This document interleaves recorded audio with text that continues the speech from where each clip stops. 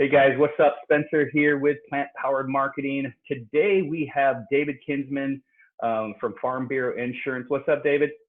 Hi, going pretty good. How are you? Doing all right, man. So where's your insurance agency located? So it's in Springfield, Missouri, just kind of like the southwest side of the state. Okay, right on. And tell me a little bit about Farm Bureau, just in case our listeners aren't aware of Farm Bureau. Like what? A little bit about the company.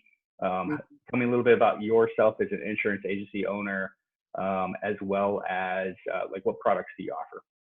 Yeah, so Farm Bureau got started like in the early 1900s. It was like 1904, and they, like most companies, they got started insuring the farmers, farmland, farm autos, and they kind of just grown from there. So we're actually a local company. We only write and insure in Missouri. So we're kind of one of those single isolated companies. So our entire company is in Missouri, so that we don't affiliate or anything with outside company or outside of the state. So everything from your agent all the way up to the CEO is all in Missouri. So Okay. it's kind of handy too, because you're not having to deal with someone in a different state, different country, or not knowing how things are in your area. Yeah, So so majority of people aren't going to know about Farm Bureau unless they live in Missouri. Is that correct? Yeah, so Farm Bureau as a company is, I mean, like farmers, they're in all 50 states, but Okay.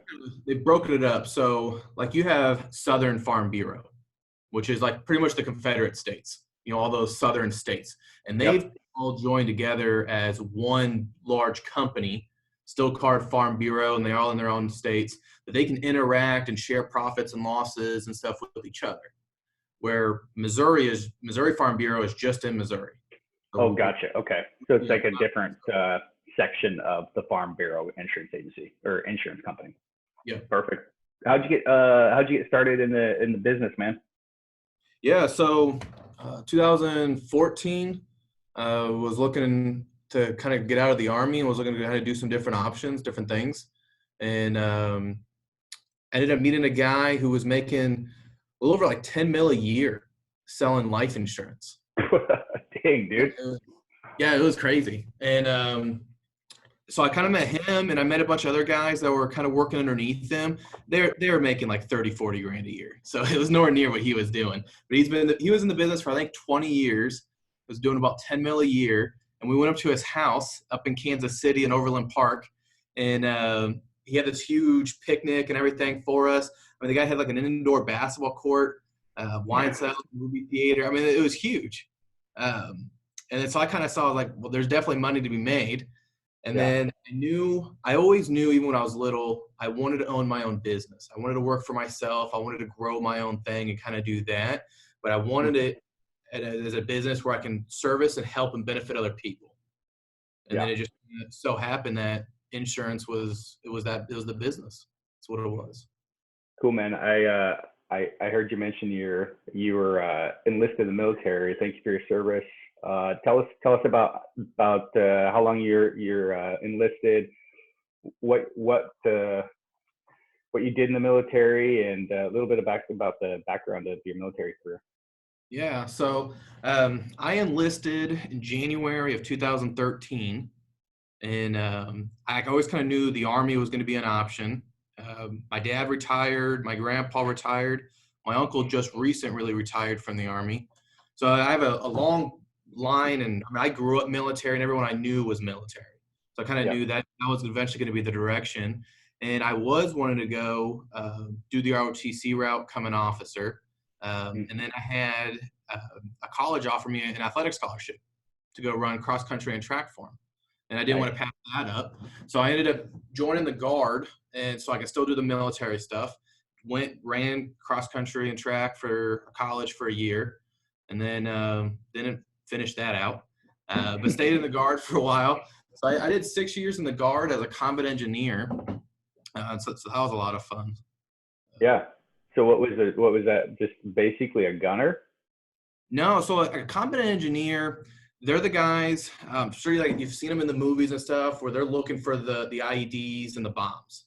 They're driving down the roads looking for That, that bomb to blow it up. that's And scary. that was the job. So That's scary, man. Unfortunately, it doesn't sound like a lot of those military skills transfer to the insurance agency, right? yeah, not a single one, not a single one. I mean, there's certain things. There's leadership skills and being oriented and knowing how to get a mission done. Some of that kind of stuff will still translate to everyday life. But yeah, at no point have I had to deal with an explosive dealing with insurance. Did you do serving tours? No, and that was kind of what frustrating because I always wanted to. Um, when I first got in, I volunteered for one to go, and then they ended up canceling the deployment before we were supposed to leave. And then I had another one I volunteered to go on to Afghanistan, and they ended up giving the deployment to West Virginia. So I lost that. And then I got put into a brand new unit. They just started the unit up, and the unit had to be at least 5 years established before they were allowed to deploy. So Okay, I volunteered on, just they ended up not going my way, and then the unit I got stuck with, just they were just too young, too new to get deployed. right on. So obviously, man, we're in the midst of the country's being shut down right now, and I'm curious. Uh, you know, it's it's a new way of operating business out there for most business owners. Has this affected your business much? Not that I've noticed too much. March was great. I had an excellent March. Couldn't complain. April, I think I'm going to feel it more now in April and maybe even May. Yeah, Uh, I've noticed it a little bit already. Things are slowing down. The phones aren't ringing as much. Because usually for most insurance people, things really start picking up March, April, May, June. People are yeah, buying new cars. They're buying new houses. They're out shopping, doing new things. So they're spending money, which then comes back to I have to insure it. But people they aren't doing that. The housing market's starting to kind of slow down some. Um, I haven't had anyone go out and buy a new car in the past 3 or 4 weeks. So yeah. I think I'm starting to catch it where it's going to start going a little slower. Yeah, I've noticed I mean, as on the insurance side, obviously, some people may not know I'm an insurance agent as well, and um, things have things have been different. The phone's not ringing as much. The people have been tightening down the hatches and shopping. So I have lost a little bit of clients, but I think for the most part, people are kind of just sitting still, trying to wait this out because they don't know what's going to happen. Hmm. All the signs show that it might be another recession, but I had a gal on Dill Ward. She was on the podcast earlier in the week, and she's a local real estate agent here in the Portland, Oregon area, and she said people are still buying homes. It's just things have changed where they're having to go do virtual tours instead of open houses. It's shocking that people are still buying. I mean, even though they're telling you you can't leave your house. So I don't know how it's all working, but yeah, it's been kind of a crazy time, man. Um, so what's David like to do for hobbies when he's not running his insurance agency? Yeah, so I don't have like that one individual hobby. There's a lot of people who just they like that one thing. I just don't have that. Yeah, I think a lot of it is because I knew if I did, I would spend a lot of money on it. So it's best that I don't. So I can't do the expensive hobbies. Now the hobbies I would want to do would be expensive. So, but I got 5 kids at home, and that keeps me pretty busy as it is. dude, So that's I didn't realize. I know you guys had a newborn yeah, from stuff, but I didn't realize you have 5 kids now. Are they all 5 yours? no, so only 2 of them are mine, and then I have 3 step brother or stepsons, Uh-huh. but they live with me full time. They have for years. They're your Um, kids. yeah, They're your kids, just not biological. yeah. I think it's been 6 years now. We've been living together. All of us together. So I mean, I've known them since they were real little, still peeing the bed, to now. They're starting to get acne and get all What's mouthy. the what's the age range? So the oldest one's 14. So they're 14, 13, 11, 5, and almost 11 months now. Yeah, we have a 13-year-old in the house, and it just must be the age, man. He's a know-it-all. Definitely Hmm. knows it all. he's got it all figured out. Sometimes I think I'm hoping to God it's hormones because he's highly intelligent. Yeah. But for example, last night he was taking some recycling out of his room, usually just like bottles and stuff like that of stuff that he's drank. And we have an empty paper sack in the garage for recycling to go into. Yet he could just take the trash can that he has out to the recycling bin and just dump the bottles in the recycling bin. But the kid comes out and he individually takes the bottles out and puts them into the paper sack. And then he's going to take the paper sack out to the garage or to the garbage, to the recycle. And, and I had to sit there and say, dude, why didn't you just take the recycling directly because it's a brand new sack? Like, he goes, oh, well, no, I'm going to take the recycling out after I do this. I said, but why aren't you just skip the step? And I was just like, man, I hope to God this is just a 13-year-old hormones are going through puberty, because I hope we're not dealing with somebody that's like common sense stupid. So I get your pain, man. I mean, the mouth is definitely there. There's times that I just like look at him like, did you just say that to me? Like, I would never say that to my dad. Not that I'm his dad, but you know, living here with him and stuff. So totally get it, man. Yeah. So not too many hobbies because you're just tied down with the kiddos. I get that, man. You like to, are you a hunter or fisherman, or like to, you know, get out to the gun range or anything like that when you do have some free time? Yeah, so I grew up hunting and fishing. My parents owned a lot of land surrounded by national forest. So I had miles of acres in any direction to go hunting and fishing. So I grew up doing that all year round. Yeah. Now I kind of live more into a city. So I don't really get the chance to, and both my parents have sold their land and moved, so I don't really have a place to go back to hunt or fish. Yeah. I don't really care much to fish anyways, because to me it's boring. But I do like shooting guns. Ammo is too expensive now to do it, but I'm a sports guy. I love sports.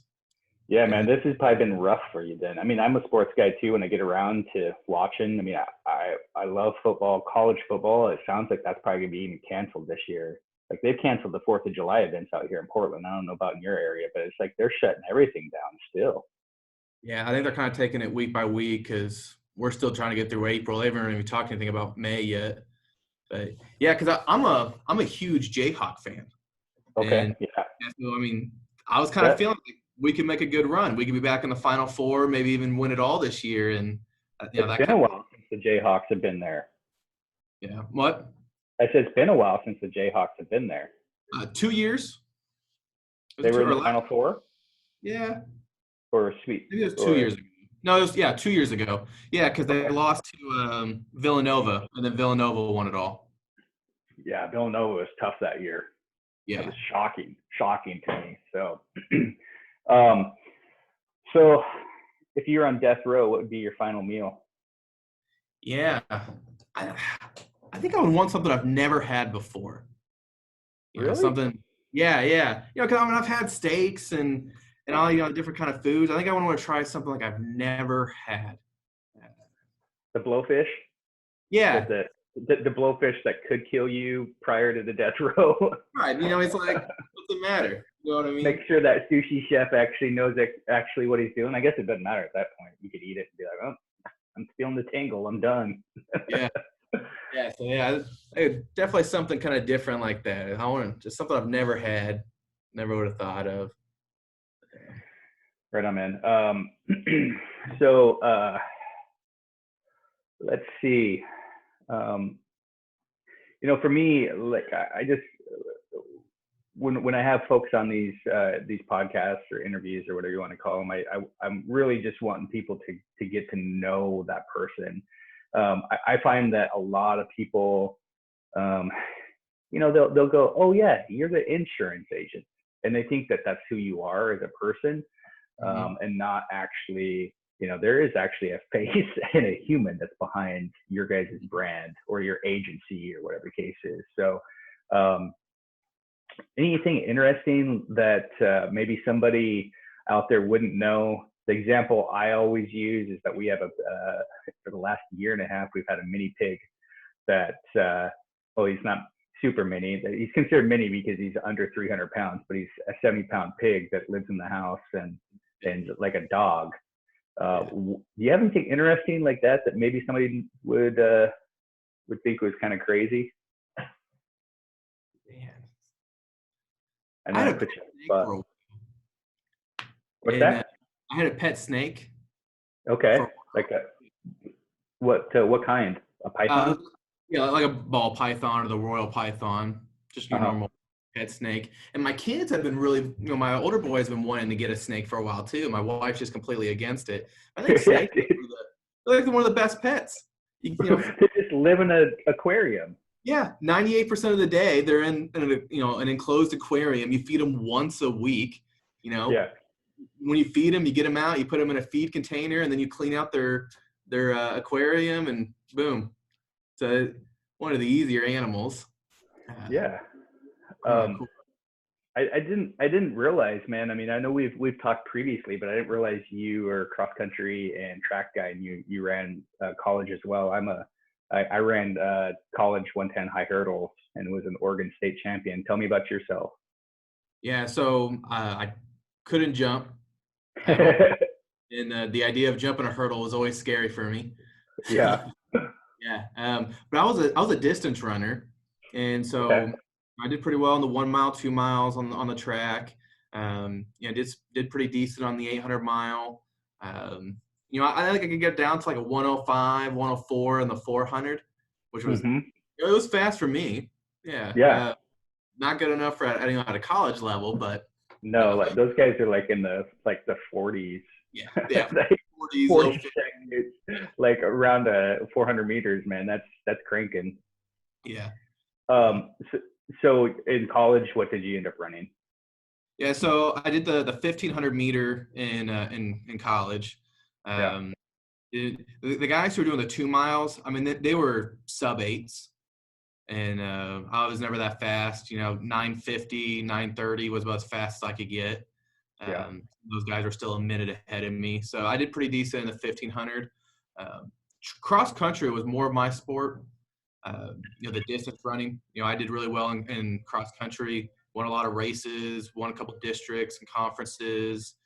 Did pretty well in state, and so I think that's really what I got recruited for was my cross country running. And cross country runners are different runners because it's a whole mindset. It doesn't matter how skinny you are or long your legs are. It's not like any other sport where if you have the build, you're the ideal runner.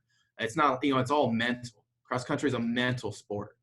Uh, Well, so there's so much strategy, I think, to cross country, right? So sometimes people have that idea, I'm going to go out quick and I'm going to lead the race the whole way, mhm. or I'm going to start this way and this is where I'm going to have my kick and I'm going to end up finishing, towards the front because I know that my kick's going to be, you know what I mean? Like there's so much strategy to it where because it's such a long race that you can have strategy. Mhm. 800 meters, 1500 meters, it's not a whole lot of time to be doing strategy. No, it's Kind of yeah, like just run.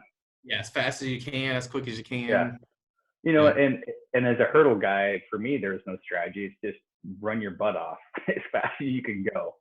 Right. It's not like you're like, oh, well, I'm going to kind of like, even like in high school in the 300-meter hurdles, right? It wasn't like I was sitting there going, okay, the first 100 meters, I'm just going to take it easy. And then the last 200, no, it's just, you have to go all in. So yeah, cross country is a different beast. That's for sure.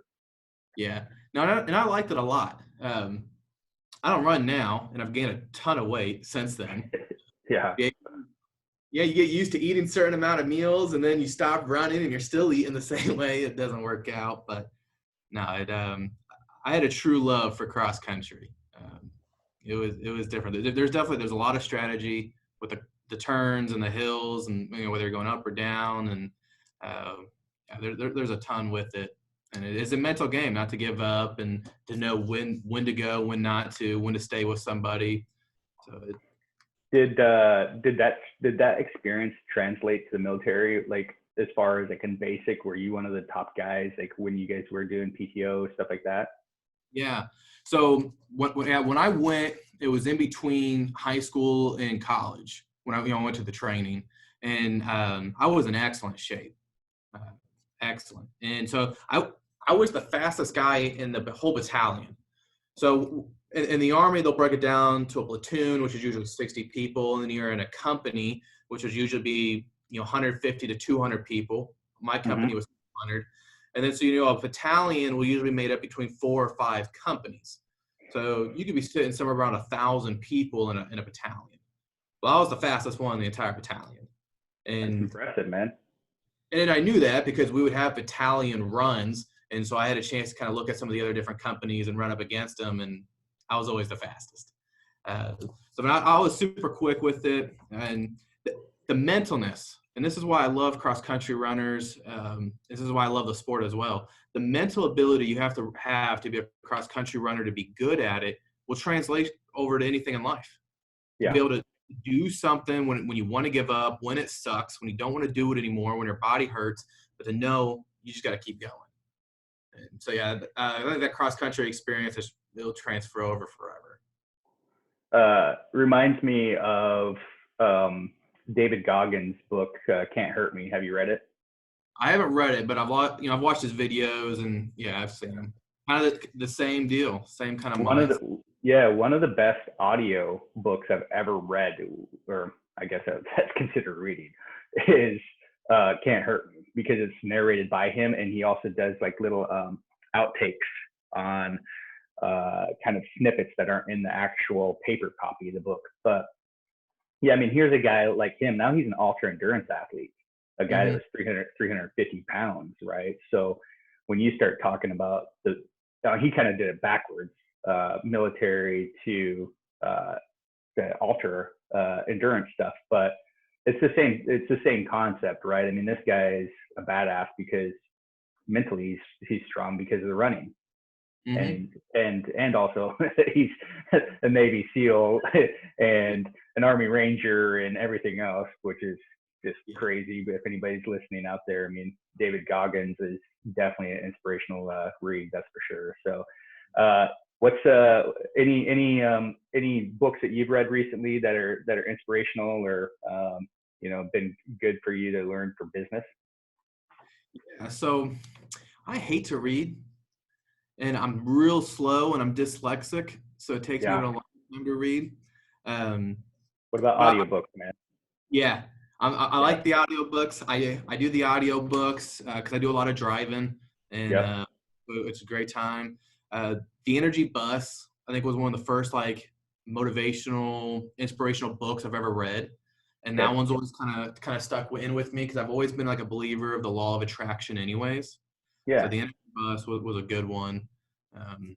It sounds like it's similar concept to The Secret. Yeah, so the Energy Bus is. Are you familiar with like law of attraction, how that kind of works? Yeah. So the Secret talks about that as well. It's what you're co-creating your world. Yeah.